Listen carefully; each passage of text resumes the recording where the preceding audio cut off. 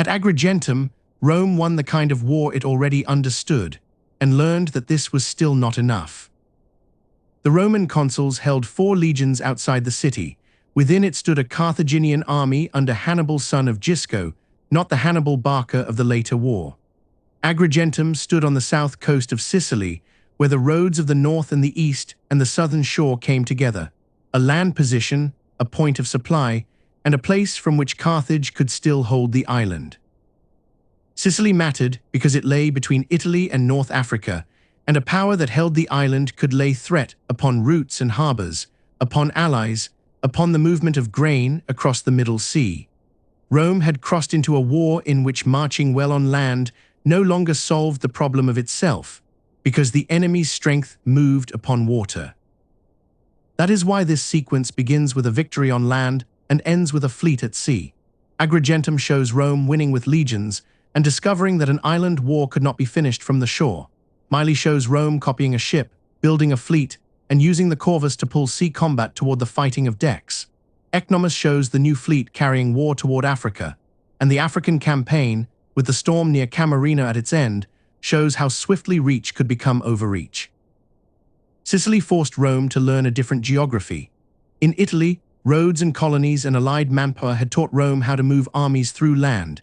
In Sicily, a strong city could be bound to another coast by ships, a harbor could keep a garrison alive when the roads were closed, and grain could decide whether courage had time to matter. The island set Rome a plain problem. An army could stand before the walls and still fail if the sea stayed open behind them. The problems this episode follows are practical ones. Why did Agrigentum prove that victory on land could leave the war unfinished? How did Rome turn a battle at sea into a fight its soldiers could understand? And why did the road to Africa teach possibility and danger in one and the same lesson? For 7 months, the siege of Agrigentum punished both sides. Disease and shortage, waiting and fear moved through the camps, and the issue was never courage only, it was grain. If the city could be fed, the city could hold. If the Roman army could be fed, the siege could be held tight. And if either side ran short at the wrong moment, battle would cease to be a choice and become a necessity. Carthage sent Hanno with a strong relief force to Heraclea, near Agrigentum. His purpose was to fall upon the Roman lines, while Hannibal within the city sallied out into their rear, a sally being an attack from inside a besieged place, made by troops who leave the walls to strike the besiegers. Had Hanno and Hannibal struck together at the right hour, the Roman siege might have been crushed between 2 fires. Cassius Dio preserves the logic of the food with perfect plainness. While the Romans had supplies in abundance, they would not hazard battle against the stronger force outside, hoping rather to starve the city. When the Roman grain ran short, they grew more willing to fight, and then it was Hanno who hung back, because their sudden eagerness wore the look of a trap. Hiero, Rome's ally in Syracuse, sent grain to the Romans and restored their confidence. That sequence matters, for it keeps Agrigentum from becoming a simple tale of brave men choosing battle. Hunger pushed the decisions, supply shaped courage, and the armies moved when food made waiting more dangerous than fighting. Hiero's grain is easy to pass over, and it is among the clearest signs that Sicily could never be reduced to 2 armies and 1 city wall.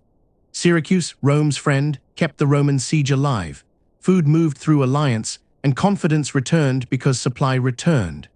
The battle outside Agrigentum was bound to politics and stores, to roads, and to the power of friends to feed soldiers at the hour when waiting had become deadly. The Roman consuls learned of Hanno's design.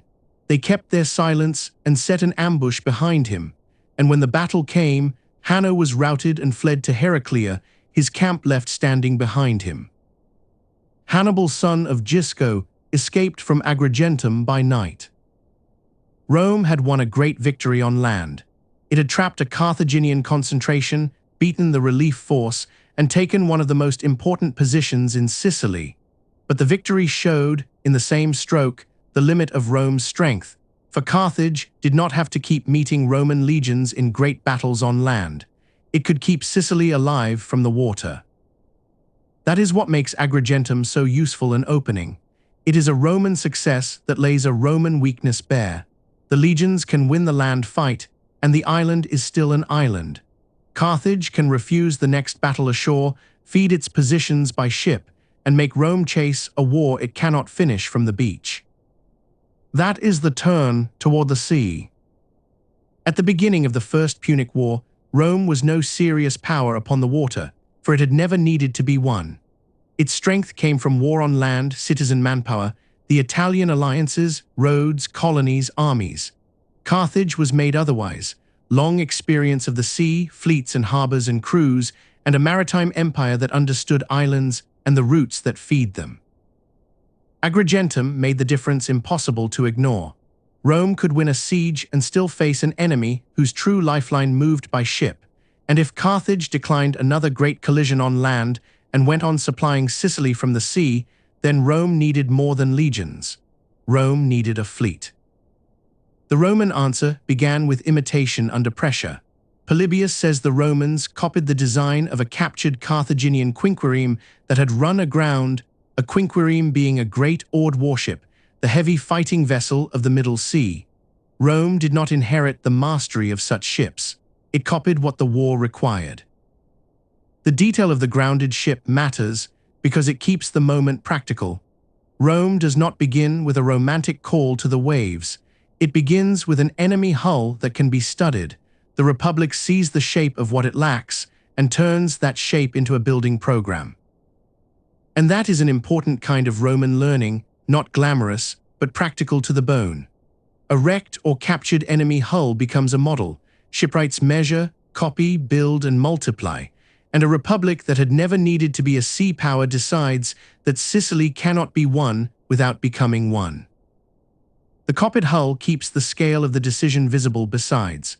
Rome was not adding a few boats to ferry soldiers over a strait. It was building the heavy ships needed to contest the Middle Sea with Carthage. A quinquereme demanded timber and labor, rowers and fighting men, equipment and command. The model solved the shape of the ship. It did not solve the human problem of making hundreds of men move one vessel as if it were a single weapon. But to copy a ship was not to copy Carthaginian seamanship. A fleet needs more than timber, crews who can row as one, commanders who can hold a formation, pilots who understand the water, sailors who can keep order when ships collide and turn and close. Rome had built a navy before it possessed generations of the habit of the sea. That is where the corvus enters. The corvus was a boarding bridge. The word means raven, and the device sat upon Roman ships as a raised gangway with a pointed locking spike. Dropped upon an enemy deck, it bit into the opposing ship and held it fast, long enough for Roman soldiers to cross. Polybius says the device made combat at sea more like fighting on land.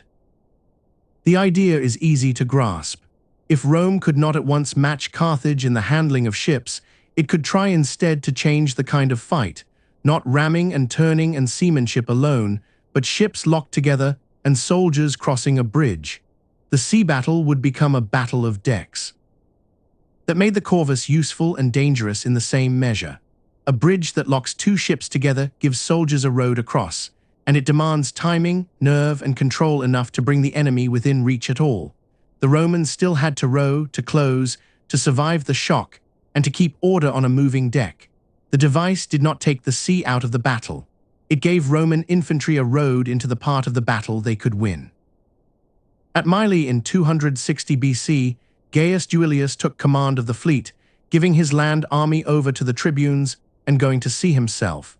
The Carthaginians attacked in disorder, for they assumed the new Roman fleet would be easy prey, and Polybius says the Roman machines held the enemy ships fast, and the battle became boarding fights upon the decks. The Carthaginian assumption is understandable. Rome was new to this. A navy built quickly from copied models ought to have looked clumsy to men bred in a maritime power. Mylae is the moment when that assumption becomes deadly. The Roman fleet may be new, but the Romans have found a way to bring soldiers into the center of the sea fight. Rome won its first victory at sea. The victory mattered at once, and the explanation should keep its care. Polybius gives the corvus great weight. A more cautious modern reading keeps the device visible while warning that, if the bridge swung only through a narrow angle, the Romans still had to maneuver and fight by the ordinary tactics of the water. The corvus may not explain the whole battle by itself. That caution does not weaken Mylae, it makes the victory the more interesting. Rome did not win only because it bolted a clever machine onto its ships. It won because it used a device, and soldiers, and command, and sea handling enough to make the device usable. The corvus helped Rome pull a naval battle toward the kind of fighting its men understood. Duilius received the first naval triumph in Roman history, a triumph being the highest public honor a Roman commander could receive, a procession through the city that turned victory into civic memory. And the beaked columns connected with the victory set the captured prows of enemy ships on show in Rome itself. A victory at sea had become a monument, in a city that had not begun the war as a naval power at all. That public memory mattered. Rome was not only building ships in Sicily, it was learning to imagine victory at sea as a Roman thing. A city whose older honor was built around command on land now displayed enemy prows as proof that the sea could be brought inside the Republic's idea of itself. Mylae did not end the war, it changed what Rome believed it could attempt. The next step was larger than Sicily. If a fleet could win near Sicily, perhaps a fleet could carry the war to Africa, and the thought was bold, for Africa was not merely another coast. It was the Carthaginian homeland. To cross, there was to turn ships into a road toward the enemy's own political heart. The horse transports matter here because they show the Roman purpose plainly. This was no fleet sailing for honor upon the sea. It carried the parts of a land campaign across water, men and animals, equipment, and the power to operate after landing. The navy had become more than a shield for Sicily. It had become the thing that could move Roman war beyond Sicily altogether. The great battle commonly called Ecnomus belongs here because of what it opened. Following Polybius, it stands as perhaps the largest naval battle in history by the count of men, though Polybius likely overcounts the Punic complement, and even the place carries a caveat, for Polybius does not name it outright, and Xanaras sets the battle off Heraclea rather than Ecnomus. Those caveats are no distraction, they are part of treating the event honestly.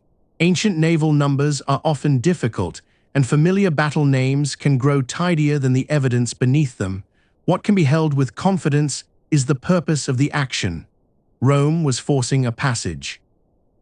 The Roman fleet was prepared not only for a fight at sea, but for a landing on enemy ground. The Carthaginians found the Romans towing horse transports. Rome was trying to clear the road to Africa. The battle should not be drawn into a neat diagram beyond what the sources will carry. What matters here is scale, transport, and purpose. Rome had built naval power enough to protect an army crossing toward Carthaginian territory. The fleet was no longer a defensive answer to Sicilian supply. It had become a bridge for invasion. Rome crossed to Africa and at first found success, and the success brought no quick surrender. It hardened Carthaginian resistance instead, for the war had reached the home ground of Carthage, and defeat there would be a matter of existence, in a way that Sicily alone had never been. Here the scale of the war changes again. Sicily had been the contested island, Africa was the enemy's own earth. A Roman army there threatened Carthage directly, and it stood far from the Italian system that ordinarily sustained Roman armies. Success could become pressure. It could as easily become exposure. Then Xanthippus entered the Roman memory of the campaign. He was a Spartan in Carthaginian service, and he argued that Carthage was being beaten by the incompetence of its own generals rather than by any Roman superiority. He was given command, and he shaped the Carthaginian army around its cavalry and 100 elephants. That diagnosis mattered, for it warned that Rome had not broken Carthaginian power, it had exposed weak leadership. Once Carthage found a commander who used the ground, the cavalry, and the elephants as they were meant to be used, the Roman position in Africa grew dangerous indeed. Regulus might have drawn back. The Roman force had been thinned by earlier recalls to Sicily, and yet Regulus chose to stand, Roman pride, and the wish to finish the war on African soil pushing him toward battle. Xanthippus defeated him, and Regulus was taken prisoner. That choice gives the episode its warning. The same confidence that had carried Rome from a copied hull to an African landing now met the limits of distance, cavalry, elephants, and thinned manpower. Rome had learned how to reach Africa. It had not yet learned how to finish a war there. The African gamble had overreached. Rome then sent a fleet of rescue. It defeated the Carthaginian fleet off Cape Bon and took 114 ships with their crews. The survivors in Africa were brought away. Even in failure, Rome could still win a fight at sea. Then the sea answered in its own fashion. Near Camarina, a storm destroyed almost the whole fleet of 364 ships. Polybius says only 80 were saved. The figures are ancient figures and should be heard as such. The scale is clear enough. Rome had built a road across the water, and the water took it back with terrible force.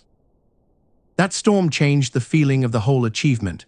Rome had copied ships, won battles, crossed to Africa, failed on land, rescued the survivors, and then lost nearly everything to weather.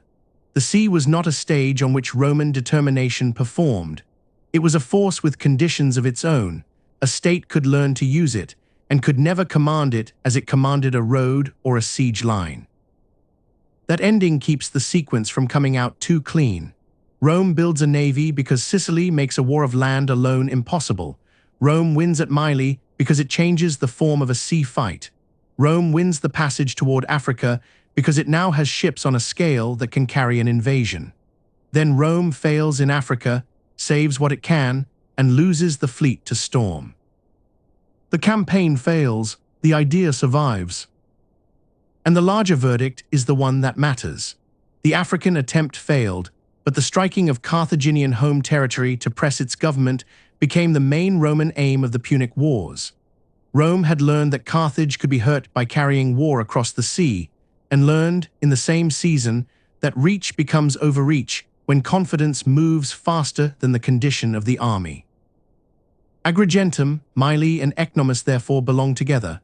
Agrigentum shows Rome winning on land and discovering that Carthage can refuse the same contest next time. Mylae shows Rome building ships and changing the terms of battle, with a bridge and soldiers and naval control enough to use both. Ecnomus shows the fleet becoming a road toward Africa, and Africa shows how dangerous that road could be. Rome did not become a naval power because it loved the sea. It became one because the war forced the lesson. Sicily could not be held by legions alone. Carthage could not be pressured by siege lines alone. And so the Republic copied, built, improvised, crossed, failed, and kept the idea. By the end of these years, Rome has not mastered the sea. It has learned something larger, that the sea is now part of every serious answer to Carthage.